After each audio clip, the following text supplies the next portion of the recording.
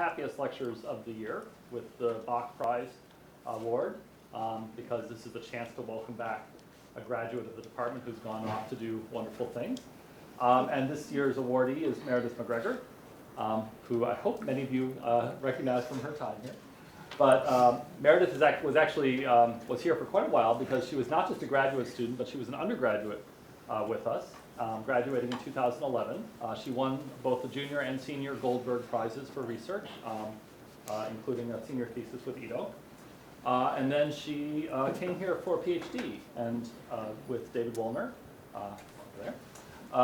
She won a National Science Foundation Graduate Research Fellowship. She won a bunch of different teaching accolades with her teaching, and graduated in 2017 with a really, I think, a landmark piece of work on the discs with ALMA. She then went to be a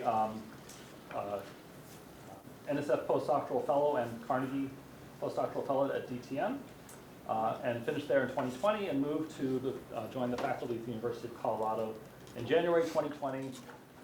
Very good timing.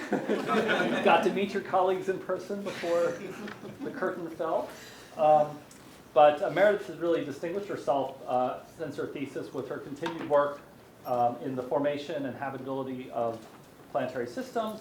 I don't want to steal her thunder, but I mean, to me, the pictures from ALMA of these protoplanetary disks, I think, are really one of the highlight in just astronomical imaging in the last 10 years. I'm not going to vote on the science impact, but I think aside from M87, the M87 folks might have a jog in the race, but I really think that the pictures from ALMA on the protoplanetary disks are just completely evocative, and I'm sure we'll see a bunch of those in the talk. And she's also made her mark in the impacts of stellar activity on the habitability of planets, and I think we'll hear some about that as well. So let me thank Meredith for coming today. We have a certificate and a check. And so thank you. Can I have the formal handshake? With that, let's take it away. Okay, put this over here. Great, it's fun to be back. I realize this is the first time I've been back here since I graduated, so it's like been a minute, especially after I spent a whole solid 10 years here. It's like a simultaneously weird deja vu feeling, but like also it's different, but it's still kind of the same, so it's been an interesting 24 hours. So I gave this talk this like pretty vague and grandiose title that we're going to discuss how to form a habitable planet. And the reason I did that is because my research group at CU Boulder is pretty diverse in what we work on. So we use essentially any telescope that I can convince someone to give me access to try and understand all pieces of planetary systems. So really trying to draw connections between these planetary disks and the actual planets that form from them and the star that's in the middle that's irradiating everything. And I always show this talk because a lot of the wonderful science that I get to show is now done by my amazing research group. So here's all of the names of all of my students and our like Zoom COVID picture, because since I started in January 2020, most of my students started working with me on Zoom, and we had really fantastic Zoom group meetings. And that is the picture we have. So at the moment, I have 3 full-time grad students, one who's doing some side projects with me, a postdoc, 5 current undergrads, and then 3 undergrads who've actually come, done honors thesis, and left all during the pandemic. And so you'll see their names in the bottom of the slides because a lot of the things that I get to show are things that they've worked on as part of their projects. Okay, so I always start with an overview of how we form planetary systems. Here, that's maybe not as necessary because there's a lot of expertise here, but we'll go through the same thing. So we think that planetary systems form from giant molecular clouds, where pieces of that cloud get overdense and they collapse, and we form a new star, and that star is surrounded by this disk of dust and gas that we call a protoplanetary disk. This is the phase where there's enough material to actually form new planetary systems. Lasts for somewhere on the order of 1 to 10 million years, very large error bar on that. And then most of that material is cleared away, and we're left with a main sequence star, any planets that formed during this earlier phase of evolution, and then what we call a debris disk, which is really kind of the remnant material left over. So if you'd like compare those two populations of disks, on the left, these are all the D-sharp images of forming protoplanetary disks. So these are all pre-main sequence stars. They have a lot of gas in them, which is primordial material. Only time that we actually have enough material in these disks to form giant planets, certainly. And so I always like to call protoplanetary disks sort of the reservoirs of planet formation. Whereas on the right, now these are all images of debris disks. These are main sequence stars. They do actually have gas in them at mostly lower levels. And the picture we have is that actually these are sort of like our Kuiper belt, where you have asteroids and comets that are now colliding and grinding. And as they collide, they also outgas ice. And so we're seeing outgassed CO from these cometary collisions. There's certainly not enough material to form giant planets here. Maybe we could form terrestrial planets. And so I like to call debris disks sort of the fossil record of planet formation, because what's left, the structure of these disks, is really like shaped by the planet formation process that happened earlier. And we can observe all of these disks across the entire electromagnetic spectrum. So here are 4 images, all of the same debris disk. This is AUMIC, one of a few debris disks known around an M-type star. The top image is taken with sphere, so this is where we're actually seeing scattered light in the near IR off of tiny micron-sized dust grains. And then if we move to the bottom panels, this is Herschel, ALMA, and the VLA, so moving out from 70 microns to a centimeter in wavelength, where you're actually seeing thermal emission now from larger dust grains. So we're tracing different emission mechanisms as we move through different wavelengths, and you're also tracing different grain sizes, and that lets you get this really multiply resolved picture of planet formation, right? Because we can spatially resolve these systems as a function of different grain sizes. But of course, a lot of the images that I get to show you are from ALMA, because ALMA has completely revolutionized how we think about planet formation. So here's ALMA, which we're all intimately familiar with. But really, ALMA has amazing angular resolution and sensitivity, which allows us to take this gallery of debris disks, which is pre-ALMA. None of these images are from ALMA. And some things look interesting, and a lot of things look like blobs. And then turn them into the now ALMA view, where these are all the exact same disks. And you can see that things that are blobs now have eccentricities and gaps and structure. And we have a completely different view of the systems that we're trying to study. OK, so that's the disk introduction. But I framed this talk as like how to form a habitable planet. So what does that mean? We astronomers really like to make the simplest definition of habitability, which is this, right? We define habitability based upon if I have an Earth-like planet with an Earth-like atmosphere, where can I place that planet in its orbit that it will have the appropriate surface temperature to allow for liquid water on the surface. So if I move the planet a little bit too close, it's going to get too hot. All the water is going to boil off. If I move the planet a little bit too far away, everything freezes. And you get this nice observational test, right? We can go out, we can measure planetary properties and see where they are in their orbits. And we can say, maybe they're habitable, maybe they're not. But there were a lot of descriptors that I put into that, right? I said it's an Earth-like planet with an Earth-like atmosphere. And really, habitability is a much more complicated picture, right? Just moving an orbit around tells us some information, but it doesn't really give us a complete picture of habitability. And if we want to answer that question, we need to get into a lot more details. If I look at our planetary system, technically there are 3 planets in the solar system that have at some point been in that habitable zone. I would get Venus, Earth, and Mars, and only one of those has humans on it sitting in a colloquium talk.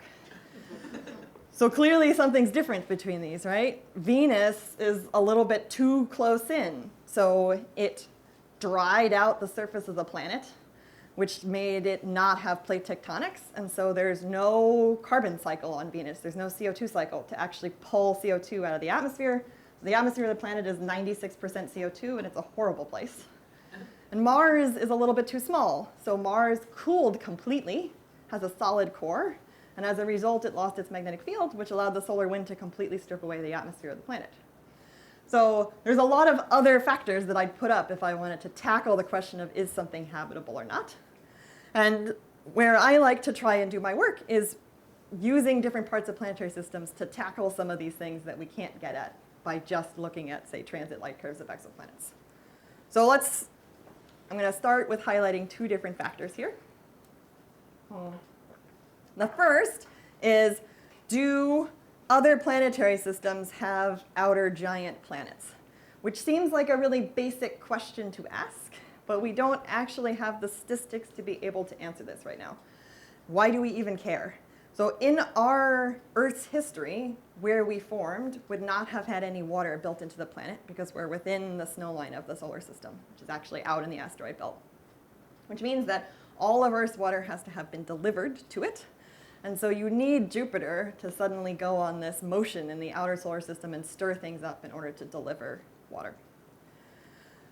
This is our typical exoplanet plot, which shows the mass of exoplanets as a function of period. And they're color-coded by discovery method. There's really like three main ways we discover exoplanets. We can look for transits. We're actually trying to look for the planet crossing in front of the star. We can look for radial velocities, where we're seeing the star and the planet actually tug on the star and seeing the shift, the Doppler shift in the stellar lines.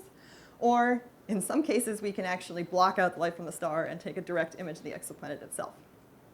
And all of these have some significant biases, which you can see when you look at this plot, right?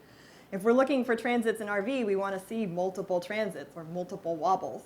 So you're biased towards looking for things on short orbits and for looking for things that are quite massive. So you end up with this huge pileup of planets on like really short orbits. And with RVs, you end up with this giant population of like close-in giant planets. But we're completely missing the area that overlaps with where our giant planets are in the solar system, right? We're not detecting any Uranus or Neptune or Saturn analogs, and a lot of that is just, I'm not going to sit here for 140 years and look for transits. We haven't even known about exoplanets that long. So that means we need some other way to try and get a handle on the outer parts of planetary systems. And where my interest lies is actually trying to use the structure of these evolved disks to then actually model that structure, understand the dynamics of it, and say something about whether there could be giant planets that are shaping these disks. Okay, so if you imagine having a planet sitting on the inner edge of an outer debris disk, it's going to gravitationally perturb that dust, and you might expect to see structure there, right? Things like eccentricities or warps or resonant clumping. And we do see this in some systems, right? The left here is Beta Pictoris, which has a directly imaged exoplanet in it. And the exoplanet is on a tilted orbit relative to the plane of the disk. And so there's actually a warp in the inner part of the disk caused by that planet. And even in our own Kuiper belt, the Kuiper belt that we define as the classical Kuiper belt, which is the red and the blue points here, is actually very narrow. And it's narrow because it's confined between orbital resonances with Neptune. So as the solar system had its initial dynamical instability and everything moved outwards, Neptune basically snowplowed all of this material into these resonances that it's been maintained in. So it's not crazy that we might expect to go look at other debris disks, see structure, and then model that and be able to say something about planetary systems. So let's look at some examples of debris disks. What do they look like? So this first disk is Fomalhaut. Fomalhaut is one of the most famous debris disks. It was one of the first ones imaged. It looks a little like the Eye of Sauron in this Hubble image. And Fomalhaut is interesting because it's eccentric. So the diamond there is showing the center of the disk, and the star is then labeled by the white symbol. And they're offset. It's enough of an eccentric disk that you can visibly see the offset between the center of the disk and the actual stellar position. And it had a tentative directly imaged planet, which then is now maybe a dust clump because it's not present in the current Hubble images. But it was an intriguing system if there was really a planet orbiting on the inner edge causing this eccentricity. So back in my PhD work, we made the first sort of millimeter map of this, which was a mosaic image made with ALMA. And so I've overlaid that on top. The pink here is now the disk center, so you can still visibly see that offset between the center of the disk and the star. And then there's the planet question mark. And we now have new data from ALMA, which one of my grad students is working on analyzing right now. So the disk is visibly eccentric, right? It's clearly eccentric. And what you notice is that actually it's brighter at the apocenter side of the disk than the pericenter side of the disk. So when I play with a super elongated elliptical orbit here, planets on elliptical orbits actually move slower at apocenter, farther from the star. This is Keplerian dynamics. And they move faster when they come closer to the star. And so if you imagine a lot of comets that are all in eccentric orbits, they're going to move slower at the apocenter side, faster at pericenter, and you would predict that there should be a surface density difference in the disk. That you'd actually see the surface density be higher at apocenter than at pericenter because now you're probing the material from the disk. What's interesting is that now with these new images, we can get even better resolution. So we're down to having roughly 1 AU resolution. And depending upon the planetary orbit that's interior to that disk, if there really is a planet shaping it, you actually don't just predict that there should be this difference in surface density, but that you should see an azimuthal change in the width of the disk. Because depending upon the planetary orbit, like in our solar system, you basically pinch the orbits at pericenter with Neptune. A lot of these eccentric Kuiper belt objects all have the same pericenter position. And then they extend their orbits in apocenter, so you actually end up seeing this like difference in the width of the disk as you go out. So what I've done here is taken that ALMA image, but I'm only showing the pericenter and the apocenter sides and like flashing between the two of them. And you can actually see that with this, there's a significant difference between the width and the surface density profile between apocenter and pericenter. So for the first time, we're actually like really probing down to the resolution we need to consider those dynamics. Okay, so there's also other structures we might see in disks that are shaped by planets.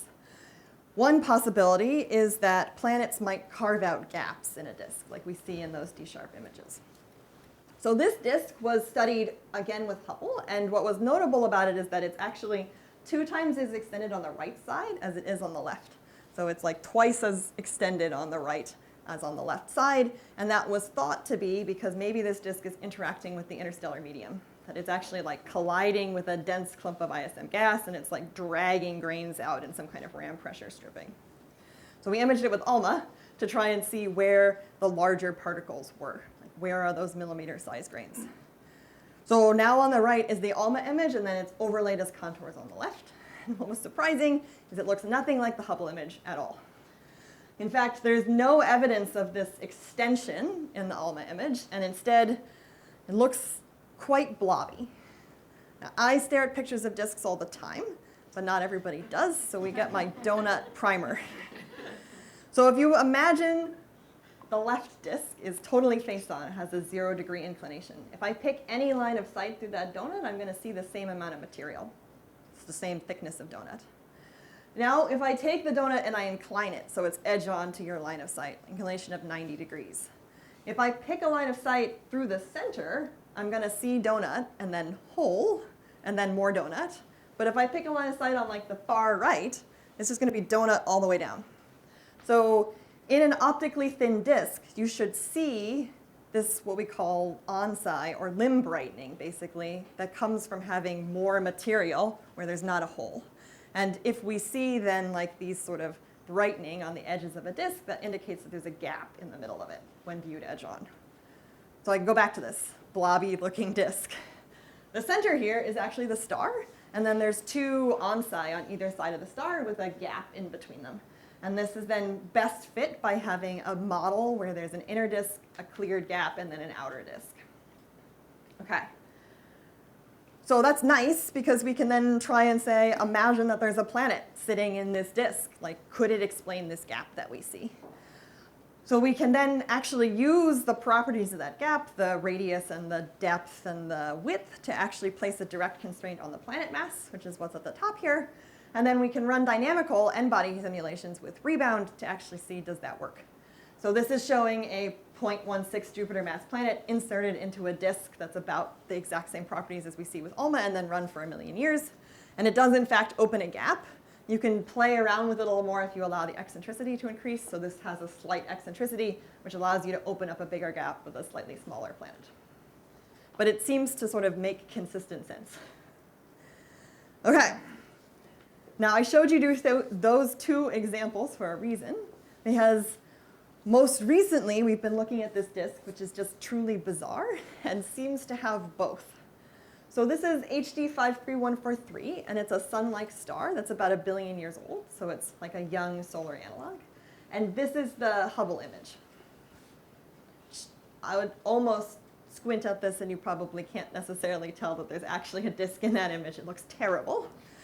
There's basically like 2 clumping of material on the like lower left and the upper right. And this was thought to maybe be like a face-on disk where we're seeing like resonant clumps. So we imaged it with ALMA. It doesn't look like that at all. This is the ALMA data now overlaid on top of the HST data. And the center point is the star again. So this disk is extremely eccentric. It's about twice as eccentric as Fomalhaut is. The star is quite offset from the center of the disk, and we see that same brightening at the apocenter side of the disk. We then imaged it again with HST, better STIS coronographic image, and this is now the HST image again overlaid. So we've improved. The catch is that it still doesn't match the ALMA data. If you fit the ALMA data, allowing for a vertical thickness to the disk, you get that the disk should be extremely thin. But if you fit the Hubble data, it wants to be really puffy. So it actually has like a significant vertical height to it, which means that the large grains and the small grains are actually in different places. There's some confined plane with the larger millimeter grains, and then this elevated population of small grains in this considerably eccentric disk. Okay, but it gets even more fun. So this is the actual model fit to the data, where we fit an eccentric disk model to this disk. So it's showing the data on the left, and then the model at full resolution, and then the model image like the data, and then the residuals on the far right. And those residuals are up to 6 sigma. So they're significant. The dashed line to guide your eye is actually the inner and the outer radius of that outer disk. So if we were fitting the outer disk well, we shouldn't see anything in that dashed region, which we don't. So we're like net overall fitting that outer disk, but there's a lot of emission coming from inside of that we cannot explain through an eccentric disk model. So it's not immediately clear what's going on. The best guess that makes some dynamical sense is actually that there's an inner disk in this system as well, and that what we're seeing in those 2 contours is basically the onside of an inclined inner disk, that same like limb brightening phenomena. If that's true, that means that the outer disk is eccentric, and then there's an inner disk that's actually inclined relative to the outer disk, and then there's a gap in between them. So this was the helpful artist's impression that NRAO put together for our press release at the AAS meeting last summer, in that there's now this outer disk, and then this inclined inner disk, and then the hypothetical undetected planet. Good news is that we will get new ALMA data on this system soon, provided that ALMA doesn't have any more shutdowns, and then we'll be able to actually go back to the system with that 1 AU resolution that we used for Fomalhaut to get a really high resolution view, which would be good enough to actually resolve that inner disk if there is an inner disk. So if we take all of the disks that we have seen and image with ALMA, it seems like structure is pretty much ubiquitous. Like we see it in almost all of these disks. There's a lot of rings and gaps. And I can wildly extrapolate and infer planet masses for all of those rings and gaps and plot them down on the same planet mass exoplanet diagram. So this is the same thing. Its mass is a function of the same major axis. All of the gray points are those known exoplanets. The black points are the known solar system planets, and all of the colored symbols are the planets that are inferred by just modeling the gaps in structure in these disks. And many of these may not actually be planets, but they do very nicely fill in this space where we have these giant planets that we have in our solar system, and we don't know whether they exist in other exoplanetary systems. And I'm particularly excited, a number of people here involved in this. There's a large program happening on ALMA right now to actually image a large sample of debris disks with high resolution and look for structure in debris disks to do this even more. Now, what else can we say that's interesting about disks and exoplanets? So my one undergraduate student did his honors thesis where he was actually trying to look at whether disks are inclined relative to their star. So you might expect that nothing crazy has happened. Your stellar axis is straight up and down, and your disk would be perpendicular, and everything would make sense. There's a large question about what forms these sort of hot Jupiters, these giant planets that are close to their star, and one option is having dynamical instabilities that actually move them inwards, that they form further out and then get scattered in. And if that was the case, then it might end up leaving an imprint on the remnant disk by basically like sending things out of alignment. People had tried to do this previously with pretty small samples and largely found that things were aligned, and so everything made sense.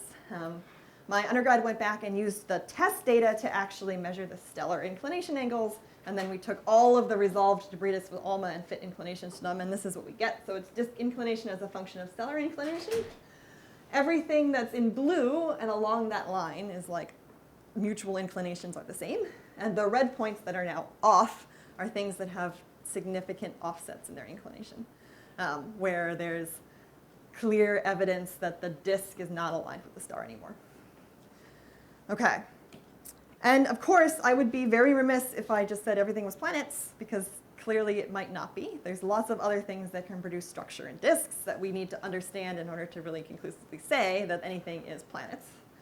So this is a project I've been working on with Anne-Marie Madigan, who developed a model of an inclination instability for the outer solar system. Basically a way to explain the orbits of outer solar system bodies without needing to add Planet 9, where if you have a large enough population of stuff, you can actually have mutual self-gravity, and it excites this instability, which you can see progressing through these model panels at the top. So basically, you end up exciting like a wing, where the orbits from the self-gravity get perturbed slightly out of the plane of the disk, and then they get perturbed the other direction, and they sort of like flap to this mutually inflated disk over time. And I show this because, I mean, that's cool, but also because we see debris disks that have very similar structure. So this is a real HST image of HD 61005 called the Moth, because it has this wing-like structure to it. And so this is just an example of another way that we could produce structures that we'd like to say might be planets, but just through the self-gravity of bodies in the outer parts of these solar systems. Okay, so I'm going to take an abrupt turn into the center part of planetary systems, because in the middle of all these disks and all of those lovely ALMA images I showed you, there is a bright point source, which is the star. Why do we care about stars so much? So stars, including our sun, flare. They send out bursts of high energy radiation. They also send out charged particles, what we call coronal mass ejections, or CMEs. And they travel out into space and they hit your planet's magnetosphere and can come into the atmosphere and actually dissociate molecules in the atmosphere. So they can split apart things like ozone and water. And on Earth, this is what produces the aurora, right? It's coronal mass ejections from the sun actually ionizing parts of Earth's atmosphere, dissociating these molecules, and giving us beautiful northern lights. On many of our exoplanet systems, the star in the middle is not a sun-like star, it's an M-type star, and M stars are much more active. They send out bursts and flares that are thousands of times more energetic than anything we've ever seen from our sun. And so it starts to kind of throw into some question this idea of habitability, because you might be getting irradiated by your star. So in order to really tackle this, we need to think about stars in a multi-wavelength way, because stars emit across the entire electromagnetic spectrum. And in fact, different wavelengths of light are actually tracing different emission processes and even different places in a flare loop. So the left is sort of the cartoon picture of a flare, right, where we have magnetic field lines that are actually threading through the photosphere of the star. As the surface convects, those foot points move around, and that twists the field lines. Eventually, they twist up, and they snap and reconnect. It's what's called a reconnection event, and we get this nice loop-like structure.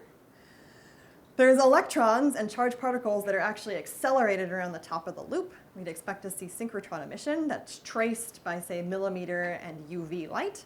And then heating is actually propagated down the loop back into the photosphere of the star and heats at those foot points and produces thermal black body emission that we see in, say, the near infrared and the optical.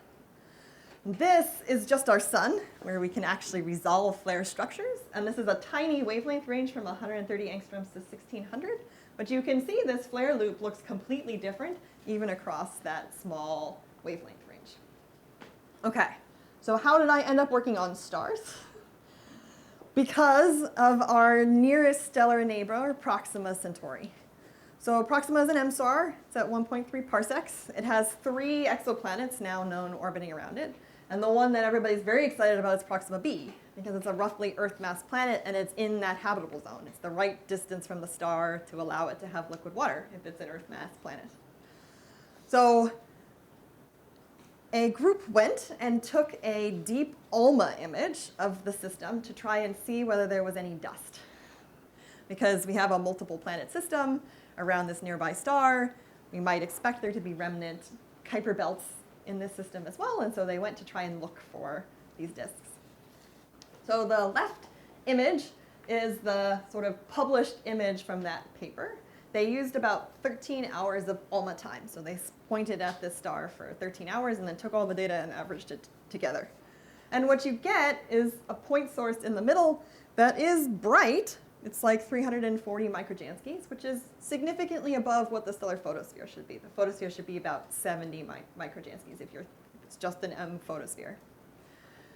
If you look at just the first 12 hours of data, you get the middle panel, which now looks quite different. There is actually nothing detected above 3 sigma in that middle image. And if you look at just the last hour, you get the right panel, where now there's an even brighter point source with a flux of roughly a millijansky. So something's clearly varying in time.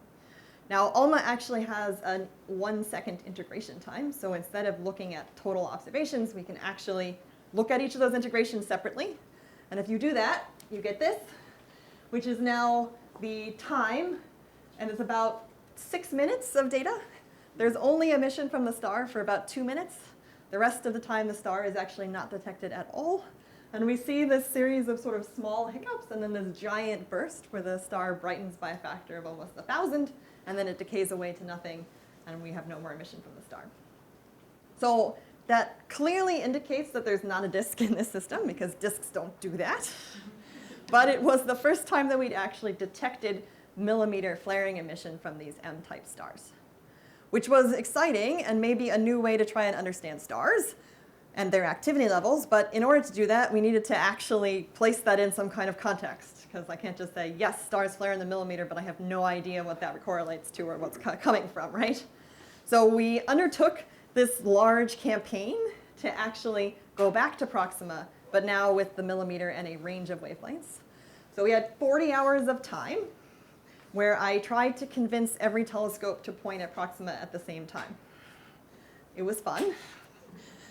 We had ALMA, several ground-based telescopes doing optical photometry and spectroscopy, TESS in space, so we actually coordinate the TESS window when TESS was looking at Proxima. And then we used Hubble and SWIFT to cover the UV, and then SWIFT and Chandra to cover the X-ray. So everything from the radio all the way through the X-ray. And all of these were executed completely simultaneously. So we just pointed at Proxima for the exact same time. And when you do that, it turns out that you get really interesting data sets. So this is an example of the first flare that we pulled out of the survey. So this is stepping through wavelength here on the left, with ALMA, the longest at the top, going through TESS, and then DuPont looking at the H-alpha and helium-1 lines, and then Hubble with continuum and silicon-4 emission. And the right is now just zooming in on the Hubble and the ALMA data together. And there's a lot of really interesting things to take away from this plot. So the flare is enormous in the ALMA and Hubble. It's the largest flare we've ever seen from Proxima with Hubble. It brightens by a factor of almost 15,000 in the Hubble light curve, and it brightens by a factor of more than 1,000 in the ALMA light curve. Each of these points is a 1-second integration. So the entire event lasts 8 seconds. So it bursts and has that 14,000 times brightening in about 4 seconds before decaying away. The optical light is very different. It's very small, actually. The emission increase in the optical is tiny. And there's actually a significant delay between when we see the peak in the Hubble and the ALMA data and when we see the peak in the optical. So there's actually a gap in time. They don't occur simultaneously. But the ALMA and the Hubble data are like strikingly locked together. It makes, I think, physical sense, because if they're both coming from synchrotron emission, then we would expect to see this. And if the optical is actually coming from, say, black body heating that's propagating down, then it's maybe not surprising that there is this delay and difference between the emission at those wavelengths. What's interesting, because we typically observe flares in the optical, and then we wildly extrapolate to say now we know the UV emission because it's the UV that we actually want to know when we think about atmospheric stripping and photochemistry. Optical light doesn't do that. So we scale optical flares all the time into the UV, and if they aren't actually linked, then that makes me feel a little uncomfortable about that. And if the millimeter turns out to actually be a better tracer, that would be very exciting, because it's a lot easier to do millimeter observations. And in fact, all these CMB surveys are going to suddenly be observing tons and tons of millimeter flares. They already are publishing millimeter flares out of SPT, and we could get a lot of data very quickly with millimeter flux measurements of nearby stars. Okay, so just to highlight that optical is really different, this is what we call a flare frequency distribution, which is number of flares as a function of energy and amplitude. So really big flares are all the way over here on the right. They're rare. And really tiny flares are all the way on the left, which occur pretty much daily from Proxima. And these are all of the flares that were detected from Proxima in the entire test time that it looked at the star. And the green line is that flare I just showed you that brightened by 15,000 times with Hubble. So in the optical, 75% of the flares detected from Proxima are brighter than that flare. And in fact, we would estimate that basically we'd see that flare once a day if the optical and the UV are connected. We can also use ALMA to say some more interesting things about the emission mechanisms of the star, because with ALMA we get a spectral bandpass where we observe across a range of frequencies, so we can actually then calculate a spectral index, so how the flux varies as a function of frequency. And we can try and recreate a lower limit on the linear polarization by taking the XX and YY polarizations. So this is 3 different flares. The left panel is a previous flare from Proxima. This is a flare from AUMIC in the middle. And then this is that new Proxima flare on the right. The top is just showing that light curve again. So flux is a function of time. Here's the spectral index and then the linear polarization. And we see some very clear changes. As the flare happens, the spectral index changes from being like a Rayleigh-Jeans black body tail to noticeably negative and then recovers. And there's an indication that there's actually a change in the polarization of the star. And they all look pretty similar, so we're starting to build up a sample where they all appear to have pretty comparable properties. And this is consistent with a picture of either having synchrotron or gyrosynchrotron emission. We would expect to see this sort of spectral index change and this linear polarization if we're really seeing this sort of emission mechanism. Now we've been like continuing to comb through the data from that survey. So this is a paper that my postdoc put out earlier, which is actually the first ALMA and X-ray flare. So this is Chandra data that we got at the same time as ALMA. So the right curve is on the far left showing Chandra, LCOGT, and ALMA. It's a very different flare because it's actually quite small.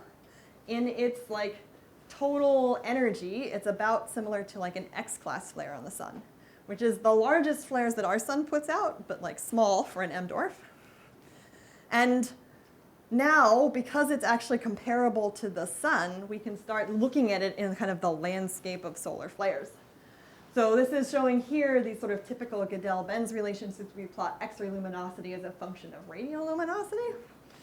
And it's interesting because the ALMA data in quiescence, like when the star isn't flaring, seems to be roughly consistent. But when the star flares, it like really jumps up in the flaring emission. So it seems like there's some kind of overproduction of millimeter emission happening during these events compared to like solar flares. And I don't actually have an explanation for that, except that we are starting to get the data that we can look at that. What else can we do?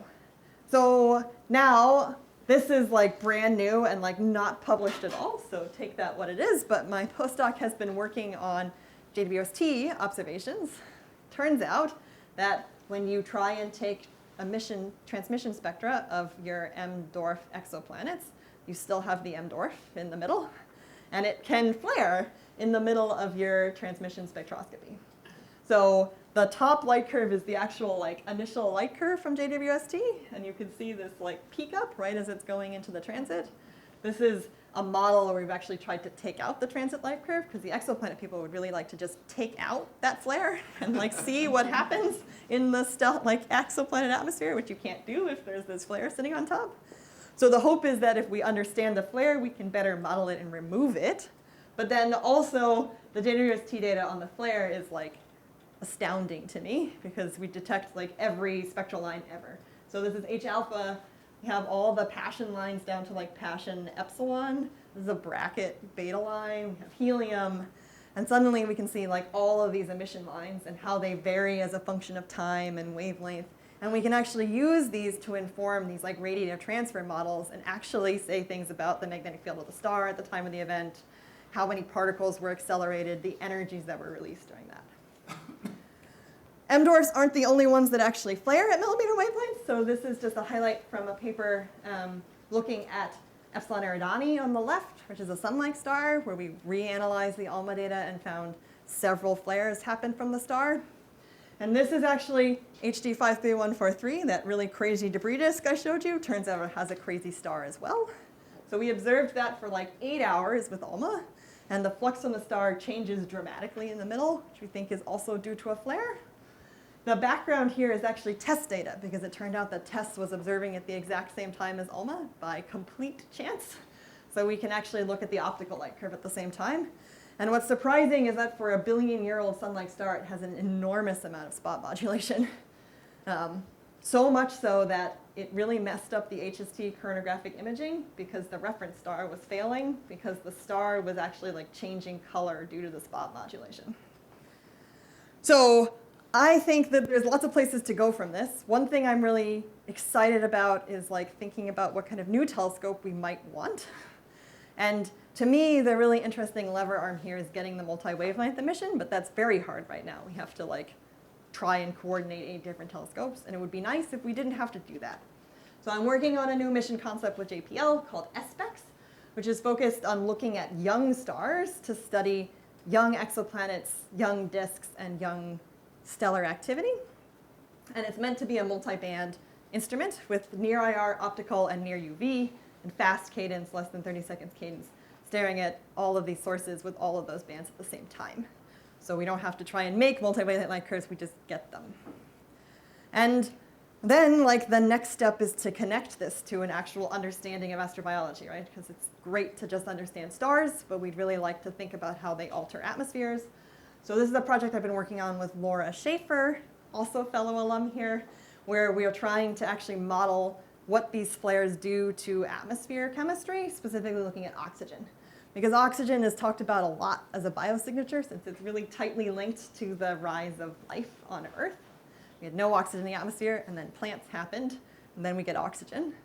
But you can actually basically produce a giant oxygen column density just by allowing these flares to propagate through the atmosphere, because they dissociate water, and then you can drive hydrogen escape in these young exoplanets. You lose the hydrogen, and you're just left with a ton of oxygen.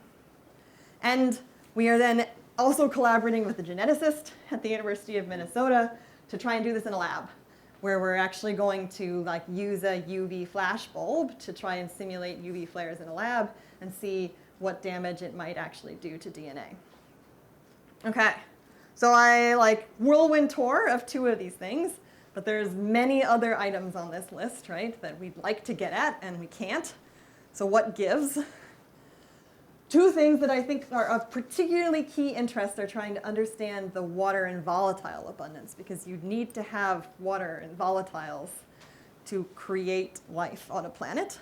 So how do we get at that? Well, disks are complicated places. I like to show this figure and then say, like, we're not going to talk about all of it because it's deeply complicated. It's showing a debris disk on the right and a protoplanetary disk on the left, and like different wavelengths of light are tracing different temperatures, so we're seeing different parts of disk with different telescopes. These young disks are like flared, right? So we're seeing different depths into the disk. And so trying to actually understand the chemistry of disks is complicated, and there are certain things that we're completely missing right now because we don't actually have the right tracers that we can access from the ground. So I've been working on another mission concept as the deputy PI called FIRST, which is the Far Infrared Spectroscopic Survey Telescope, which is designed to do high-resolution spectroscopy in the far IR with the goal of really like getting at planet formation chemistry. And why is that interesting and important?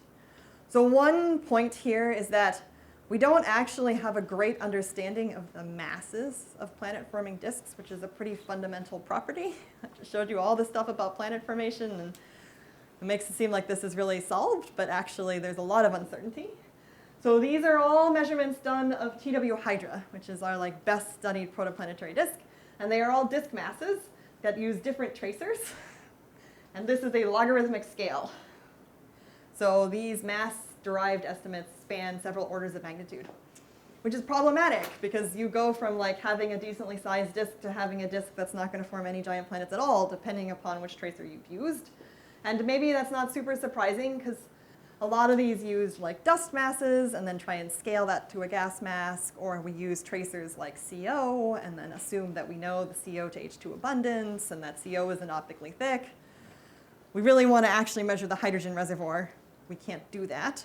The thought to be best option is to use a molecule called HD, which is deuterated hydrogen.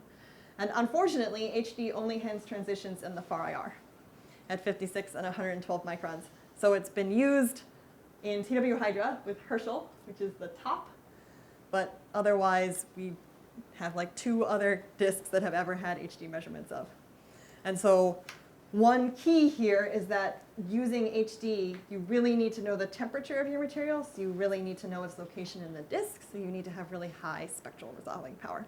So we've been targeting FIRST as this really exquisitely high resolution spectrograph to be able to do this. And the other really exciting thing to mention is water, because water is pretty fundamental to life. However, this is the landscape of water transitions that we can actually observe. So this is in energy bins, so hotter water at the bottom, colder at the top. The left is JWST, where basically there's a few water lines, but they're at really high temperatures, so they're not great for looking in disk environments. The right is ALMA, where technically there are water lines, but we're looking through a water atmosphere, so this is tough.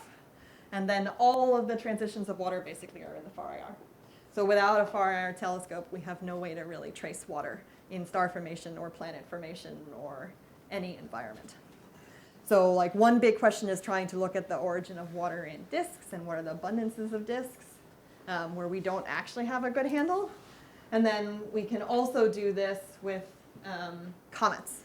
So we're even trying to look through comets in our own solar system, where the question is really like, where did Earth's water come from? And the way to get at that is to measure the ratio of deuterated water to normal water, so we call the D to H ratio. And we've done this a lot for asteroids, but not that much for comets. The comet population is pretty sparse, and we don't really have the sensitivities.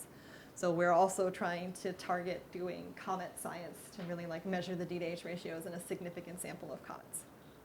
And the hope would be that if we combine all those things together with what we've done with ALMA now, we can really put together a complete picture of planet formation. So with that, I will leave up my take-home slides, and I'm happy to take questions.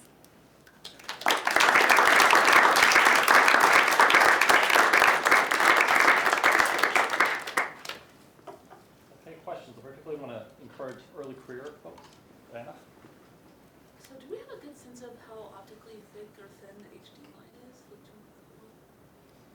So the HD line should be optically thin, and it has been used pretty successfully in TW Hydra. The real like problem here and why there is still scatter is because of the temperature. So it's really sensitive to the temperature that you put into deriving a mass. And PAX only had a resolution of like 1,000 at 112 and like 1,500 at 56 microns, so not very good. Which means that there's a lot of like uncertainty then in like deriving that mass, and so you end up with that. Which is why we're trying to go for like higher spectral resolution to really robustly determine like where in the disk the emission is coming from, and thus the temperature, and thus the actual mass. You could also spatially resolve it, but we can't do that for $1 billion. Please. When you showed the really large flare in Proxima, so you had like a second cadence with like ALMA, but then the optical was, had much larger bins in Yep. that time. Do you think that if you had higher cadence observations in the optical, that would change that picture at all, or do you think that that flatness is real? It's really that broad? Yeah, so that's a good question. So the X error bars here are actually the time bin of the data. So with tests, this is 2-minute cadence data. With DuPont, it's bad because we're using a spectrograph, so we're actually like trying to detect an M-dwarf, and so you need to stare at it for like 8 minutes to get a decent spectrum. So there's multiple pieces on, like it's definitely a coarser spectrum. Even with that, the time delay is significant. They don't overlap. Like, there's no overlap between the ALMA flare and the test flare. And so even if like we were just not sampling it well enough, we should be able to have seen that, and we don't. So that offset is real.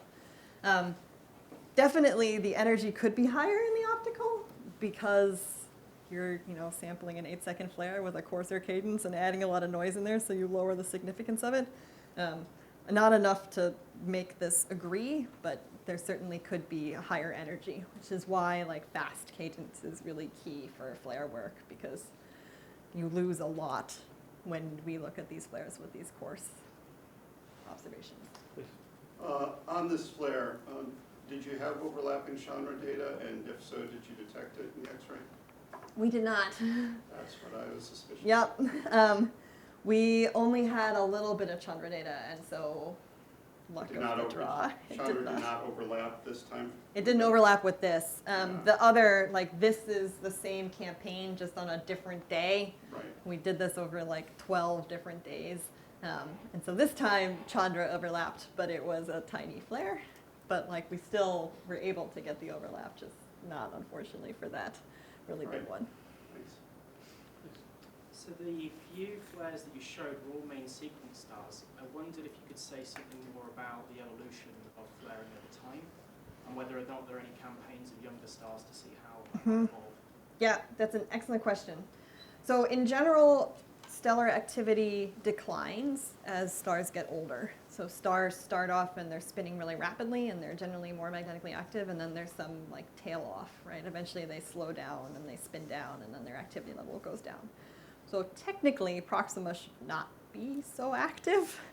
It definitely is much more active than you might expect in that simple picture. There have been some work done with Kepler to look at young stellar clusters in the like tens of million year age to try and like map this evolution, like how active, like how does this trend down? But I would say less than you might expect, which is why this particular mission, we are specifically targeting young clusters, and by young I mean like 1 to 100 million years.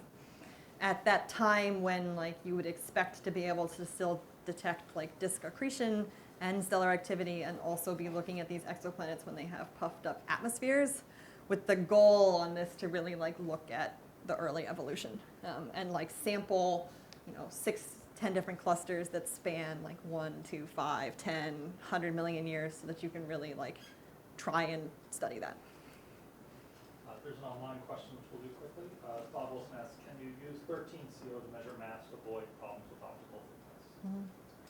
So yes, they're like in this plot, I sort of like didn't go into this, but like every single one of these things is totally using a different tracer or some overlapping tracers. Some of them are 12CO, some of them are dust masses, some of them are 13CO, like C17, like name your isotopolog. And they certainly, like 13CO should be more optically thin than 12CO, but you still run into the problem that you're like using CO as a tracer for an underlying hydrogen reservoir, and we don't know the scaling between those things particularly well, so you still end up with some significant error. Yeah. So Meredith, when we look at lower mass, substellar objects flaring usually at lower frequencies, at gigahertz frequencies, we oftentimes find that these very short duration flares are 100% circularly polarized, not linearly polarized. And so I was wondering if with ALMA you can extract robust circular polarization. I would love to, because that very well could be. I mean, like that's just the lower limit by like using the XX and YY that you get for free with ALMA. It says nothing about the cross products, and like it could very well just be circular polarization that we're detecting. Just have to actually convince Ooh, there goes the slides. Convince Alma to let me stare at an unresolved point source with full polarization capabilities that may or may not flare, which is why I have not been able to get that data. But yes, that would be the best thing to do. One last question from Melissa. Sure. Thanks, Brian. It's great. I'm just curious, all of these systems, the way you show them, look isolated, except for that one slide where you showed maybe there's some accretion. So I'm just curious, like, is there any interaction with binaries or with constantly accreting material or anything from outside that matters in this whole story? In like the various disk sources. Yeah. Good question. I mean, most of these are at this point like isolated field stars, but they certainly didn't form that way. So it's a good question. There are some disks that have very weird structure that people like try and claim are stellar flybys. It's a tough one because you can never really like 100% prove that that's the case because you're seeing it now billions of years later. But maybe. Probably, right? I mean, stars form in dense environments, so I'm sure that plays a role. We just haven't. All right, we're at the top of the half hour, so let's thank Meredith one more time.